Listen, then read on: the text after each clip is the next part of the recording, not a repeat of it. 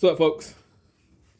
Dealing with a 2011 Honda Accord today. It has the common leak at the VVT filter screen. So I'm going to change that filter screen that pretty much resides on the cylinder head on the intake side, right there behind the power steering pump and the belt tensioner. So what's funny is, I wound up doing this recently on an Acura TSX, and jobs do definitely come in clusters. Now, for the sake of clearance in the video, I'm going to remove this. I'd rather move this one because sometimes if you remove this inlet hose, it'll cause aeration and you'll get a whine. So at least this is more fixed. Pull this off with a 10 millimeter. I'm going to take a rag under it, keep them bleeding out. I'm gonna have to fill this up with, I just got rid of some power steering fluid because I had to work on a Nissan and I only got transmission fluid. So unfortunately, this is gonna have to get back filled with transmission fluid. Thing is though, it is kind of dirty and need to be flushed anyway. I just put a pump on here a while ago. Uh-oh. I don't wanna make an oily mess because I want you to see what it looks like. I'm going to put a rag on this and suspend this to the side. So put this right here. Let's clean all that stuff off with brake cleaner when I get done. I got plenty of that. Uh-oh. I got a cap that I could probably put in there. Give me a second. I usually keep these caps because when I get motors and power steering pumps, I'll keep an assortment of them. But I tell you what, not now. One of these things really fit like I want it. So this is best I'm gonna be able to get. It has a little bit of clearance. That'll work. So I'm gonna let that sit there. Lift this pump up, move it off to the side. So I'm gonna take the belt off. It's a 14 millimeter. Lift this reservoir up for some clearance, so when I do take this out and I can have a little bit more room to lay it off to the side. I might have to suspend it. Let's see here. Let's do it this way. Yeah, there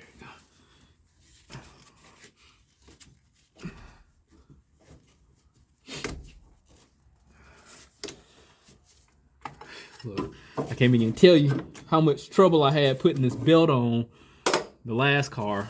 So I'm gonna have to edit the video because I was fighting with it. If I have to do it with this one, this is gonna be a 14 millimeter.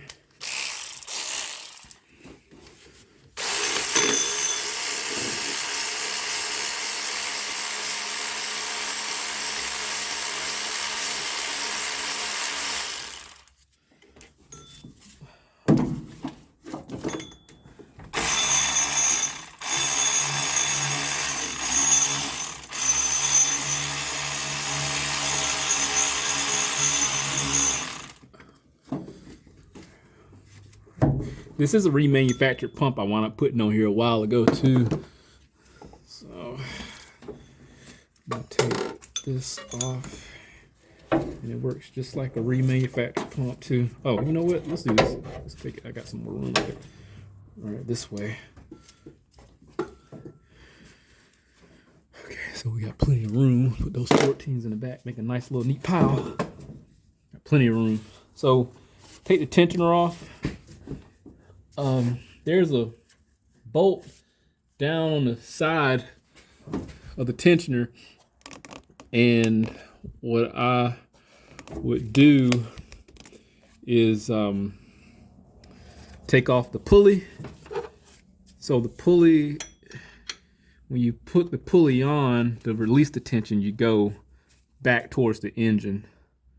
Okay, so when you want to take it off, you just go the opposite direction.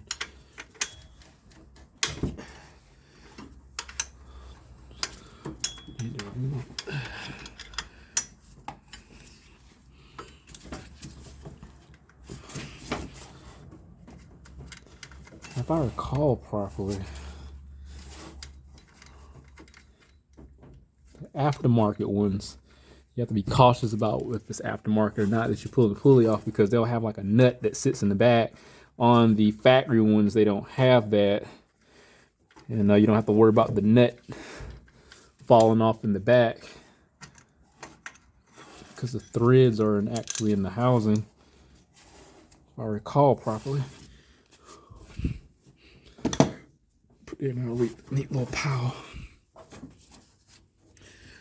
All right, so next, I'm going to take off the two 12 millimeters. No, it's three actually. It's one down here on the side. Should be right on. It should be. Am I tripping? Where's it at? I'm feeling around for it.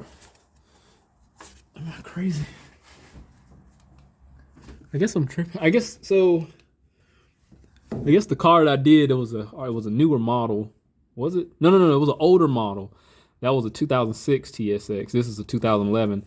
So I should only take this one off in the center and the one off in the side here. And I should be able to lift it out. I don't feel a bolt down on the side of it. So that should be all I need to do. So let's find out. That's loose.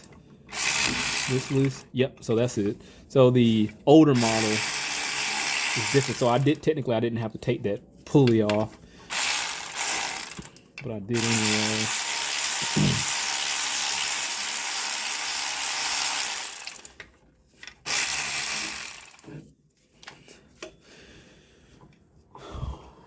So, oh, you know what? The camera wasn't.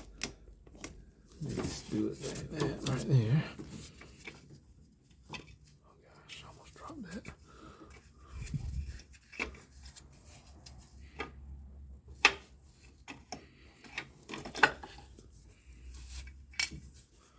So yeah, the other one I had a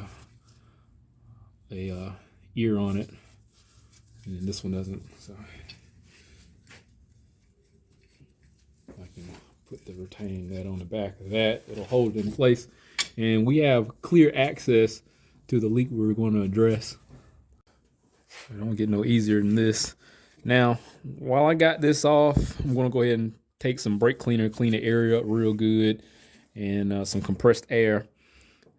So I'll have this cleaned up pretty well. And what happened, the oil will get drip from here, drip all the way down on the timing cover, drip, push it back behind this bracket assembly, get on the block cylinder head, and go venture off over to the starter. So the other one, I have a lot more room on the one I worked on, but this one is covered up with this housing or this bracket. This accessory assembly, whatever you want to call it. So let me get this cleaned up.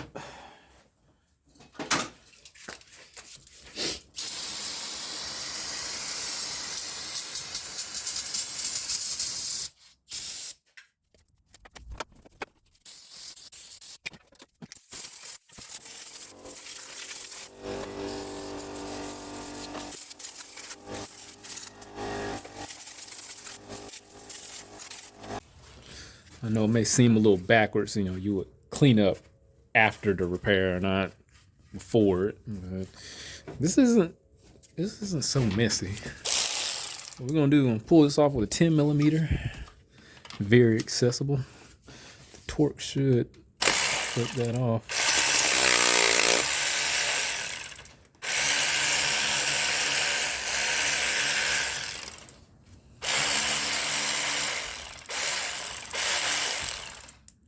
One and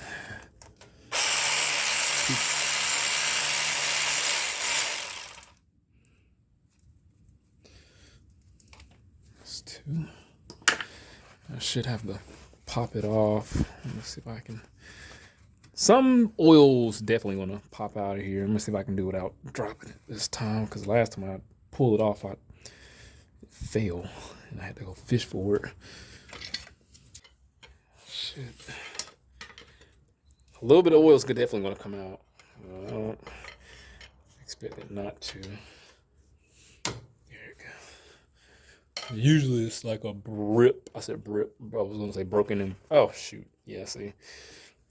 Uses like a little rip on the side of it. This is the strainer. Here's the filter. Sometimes you got VVT problems, variating valve. It's right there. The solenoid's right here on the side of the block. Can't miss it. It's right inside the timing cover. A lot of people would say, oh, you should check this screen and clean it. Be honest, I mean, this car has 200,000 miles on it. Look how clean that is. It's nothing. It's not bad at all, except for a little bit of grit that's on there. That's just a rare case. I mean, the person would have to have a crap ton of sludge build up. Total neglect. Usually it's something like the actual VVT, the sprocket itself that has failed. If you look at some of my old videos, I've had videos where the vanes will have broken on, but those are Chevys. Sometimes they have excessive clearances inside of there. And yep, is that a rip? Is that a rip right there? Let me clean it off. It's usually like a hairline fracture, you'll see. This one doesn't have one. It's just flat, smashed. See how flat it is. But the VVT system can fail in like so many different ways. Timing chains could still be the problem. I've had computers fail. Watch out. Hope I don't stab myself.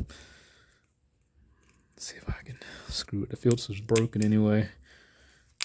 I said the filter's broken. The component is broken, so we're replacing it so I can just stab right through it. There you go. Yes. You can see right through that screen. Boy.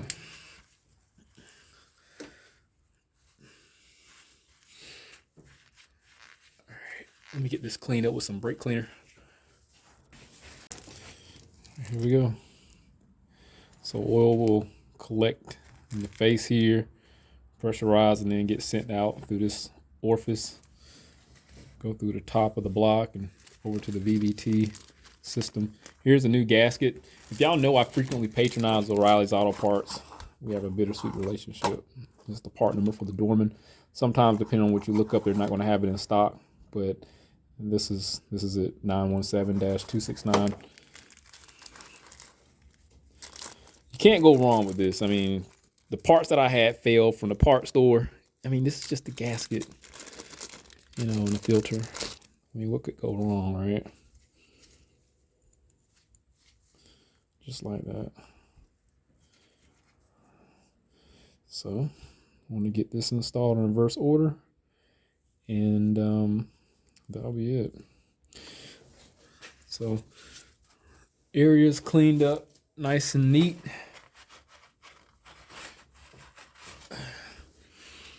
Don't need any glue, no sealant. This is just one of those jobs where you just going in dry. That's what we're doing.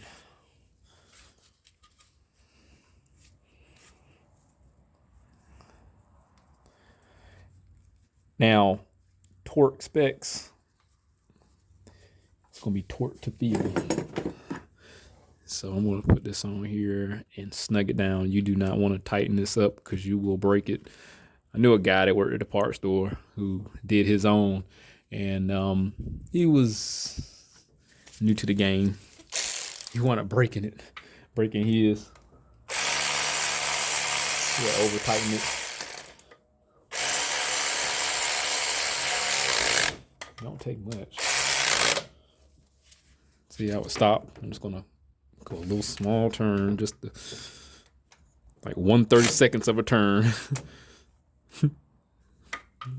A very incremental turn, very incremental rotation. So I'm gonna hit this with some more brake cleaner, get the little oil that I spilled, get that cleaned up off of there. And I mean, it looks so much better. Just clean the area up. I also have to check the catalytic converter, which I kind of partially did. It's blown out, and I just put one on there a while ago. I'm gonna show you that.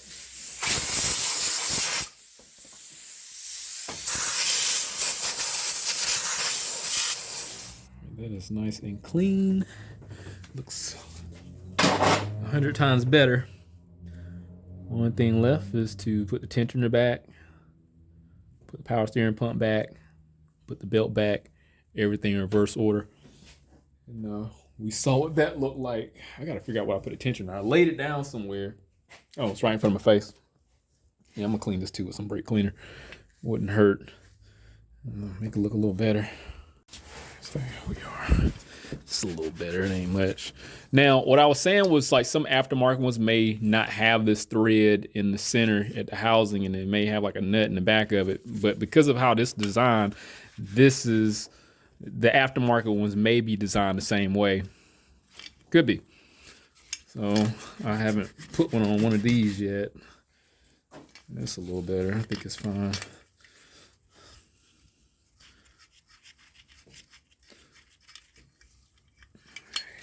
I should put that pulley on here first before I do anything else, because I don't have to fight with the location.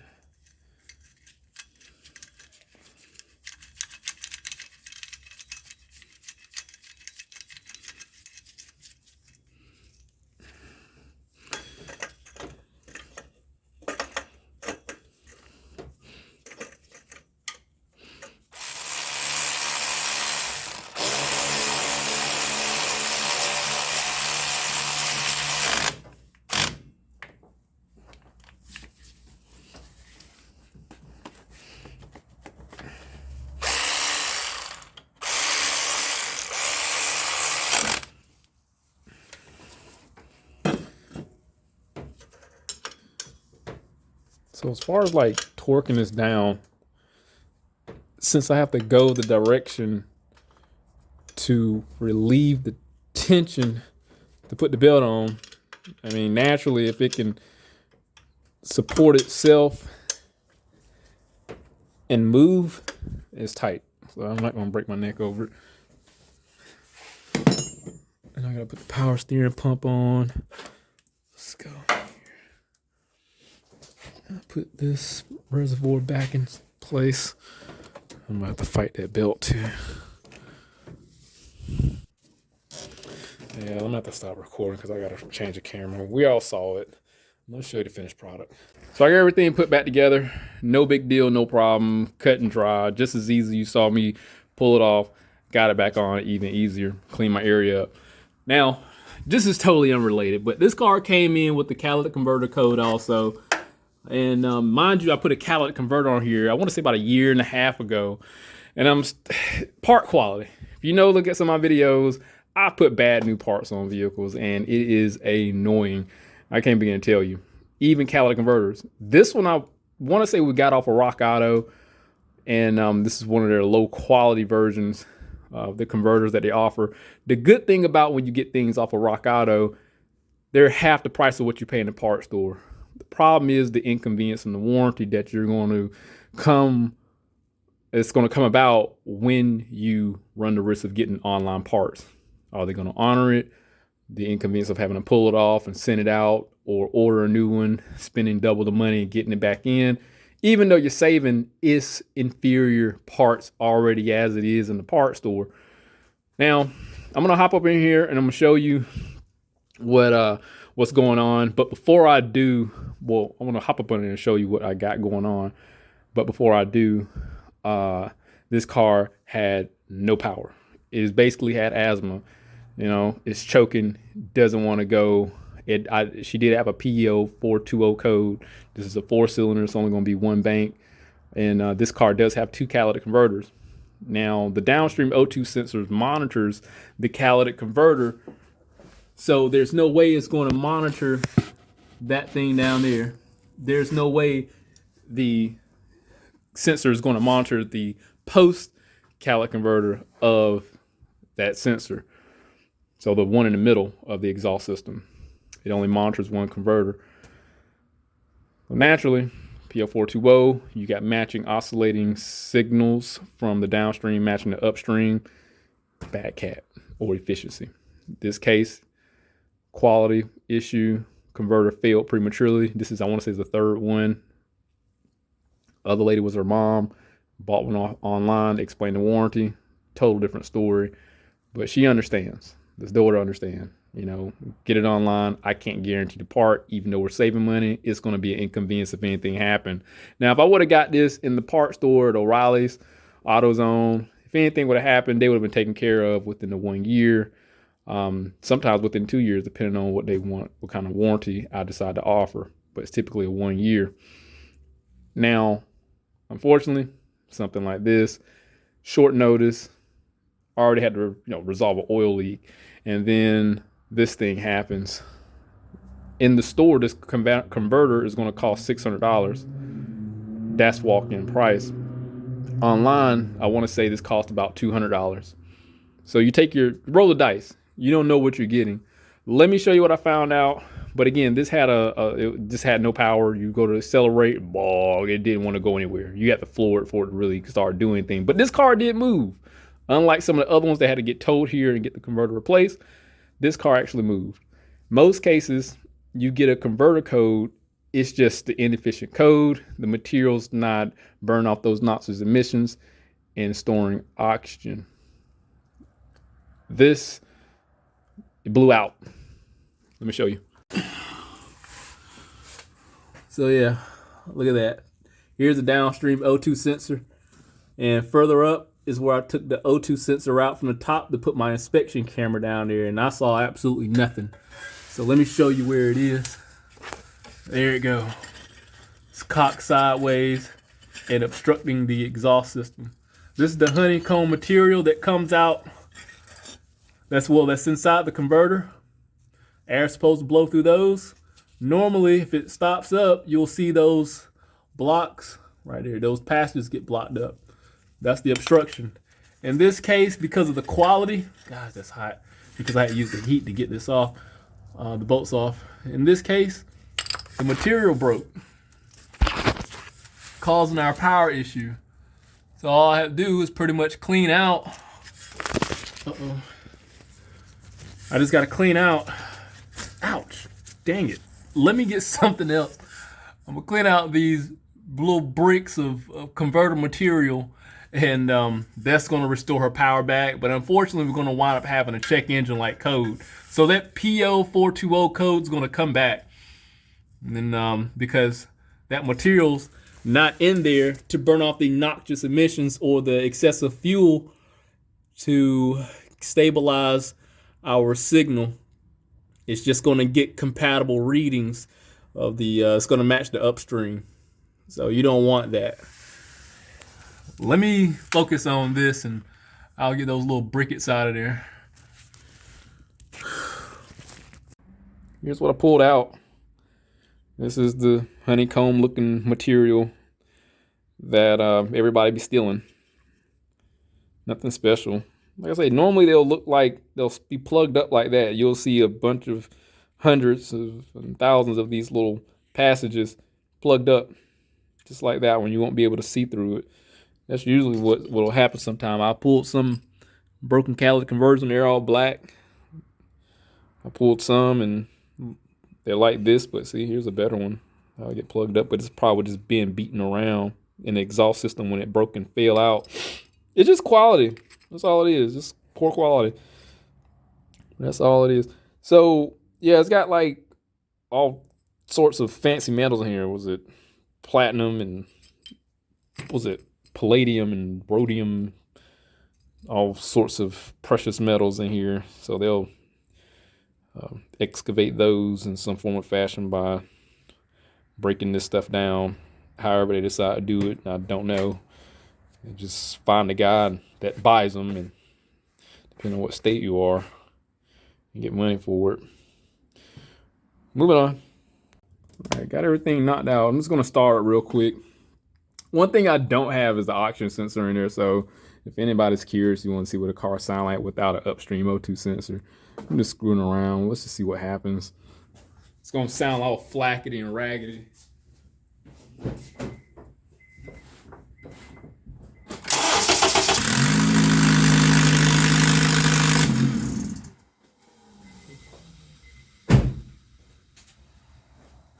Yeah, just crazy. Something so small sounds so loud.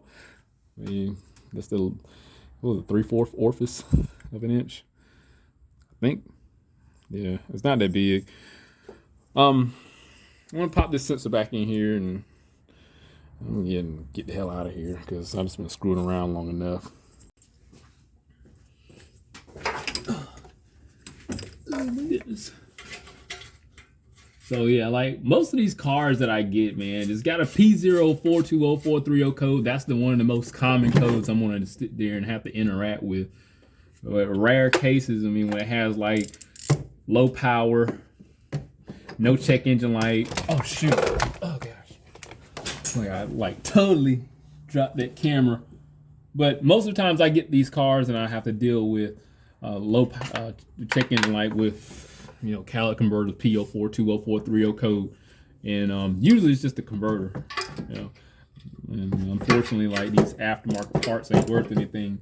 But like in this case, you might not even get a check engine light, and you'll have like the car will be starving for power because the check engine light is not going to register for a p0420 code because the car can't even get enough speed to go through its monitoring phase. I've had that happen. There you go. I know I got a check engine light. No big deal. I can just clear it. But yeah, you'll get that, and then you might not even get a check engine light. So now what? Something like this, you can do a back pressure test. I've done. I want to say I did a video on that of how to do that. I've bought one off of Amazon, a little analog gauge, do a back pressure test, and works pretty good. You can't beat just the bore scope, just the camera to go down there and inspect the catalytic converter, see if it's any materials down there or if it's broken. The camera is the best visual inspections. Like you can't beat that. So I don't know. I question part quality. It's not going to end as long as they're, you know, capitalism. As long as we don't have competition, we're going to have low quality, a spectrum of low quality and high quality parts. I can't do nothing about it. If I want to do something about it, obviously I need to make it. Only thing I can do is give the person the option. Hey, do you want low quality? I can't warranty it, but if you buy it from this store, which is still low quality, you know, I can give you a warranty. You know, unless people want to go to the dealership, which is like a 1% chance I'm going to replace a part with a dealership part where a customer want dealership only parts. It's just extremely rare in this economy, well, of cars that I work on. So as long as I'm gonna keep getting low quality parts, mid-grade parts, I'm gonna keep on complaining, and I guess it'll give me content. So I can't do nothing about it. But look, this car is done with. Just some bonus footage as far as this catalytic converter issue, or Cadillac converter, you know. But yeah, this is a very common oil leak I had to deal with. Nothing special, nothing out of the ordinary. That's knocked out. Jobs seemingly just come in clusters. Like I said, I just did one a few days ago, and then here I am just replacing another one. It's strange. But anyway, hey, if anything happened with this oil leak and I put a crappy O'Reilly's part on there and it just breaks, I'll definitely update. But hit that link, subscribe to the channel, stay informed, had a reassurance my work, and I'll see you next one.